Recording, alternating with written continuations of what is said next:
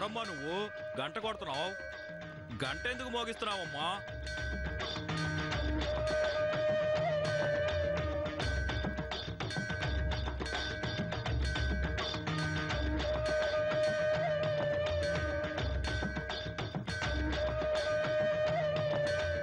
ఈ అమ్మాయి దవాఖానాలో నర్సులాగుందే.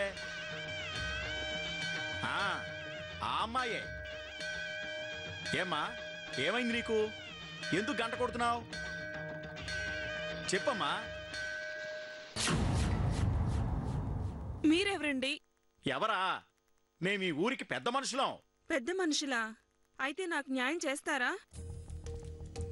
అలా న్యాయం చేస్తానని చెబితే నేను ఈ గంట మోగించడం ఆపుతాను. లేదా అసలు నీకు ఏమన్యాయం జరిగిందో చెప్పమ్మా. నిన్న రాత్రి ఒక అతను నా ఇంటికొచ్చి నా మీద చేయి చేసుకోవడమే కాకుండా ఈ ఊరు వదిలి వెళ్ళకపోతే నన్ను చంపుతానని బెదిరించాడు. నేను ఎదిరిస్తే నా మీద హత్యా ప్రయత్నం చేశాడు. చెప్పండి, నాకు న్యాయం చేస్తారా? అసలు నీ ఇంటికి వచ్చింది ఎవరు? నిన్ను కొట్టింది ఎవరు?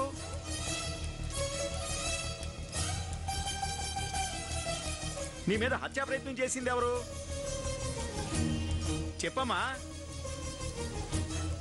ఏడవకమ్మా, ఏడవకుండా ఆ మనిషి ఎవరో చెప్పమ్మా. అది చెప్పమ్మా. చెప్తాను. తీరా చెప్పాక మీరంతా కలిసి నన్ను చంపకూడదు.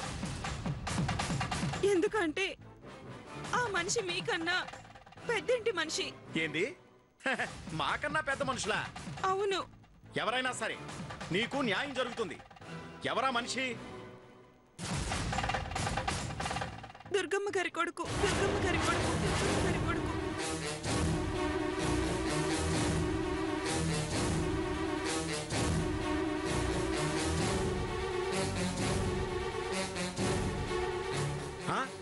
ఏంటేంటేంటేంటేంటి?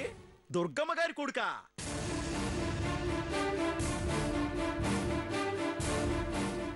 ఆశ్చర్యంగా ఉందే. ఆవిడ గారి కొడుకుల్లో ఏ కొడుకు? సీనయ్య. సీనయ్య బాబు నిన్ను కొట్టాడా? నీ మీద హత్యా ప్రయత్నం చేశాడా? అవును. చాలు చాలేవమ్మా, నీకు మతుండే మాట్లాడుతున్నావా? దుర్గమ్మ గారి కొడుకు సేనయ్య ఏంటి అలా చేయడం ఏంటి? నాకేం మతిపోలేదు. నేను చెప్తుంది నిజం. ఆ సీనయ్య నన్ను కొట్టి చంపుతానని బెదిరించాడు. ఇదిగో అమ్మాయి, ఇది పెద్దవాళ్లతో, అది దుర్గమ్మ గారి ఇంటి మనిషికి సంబంధించిన విషయం.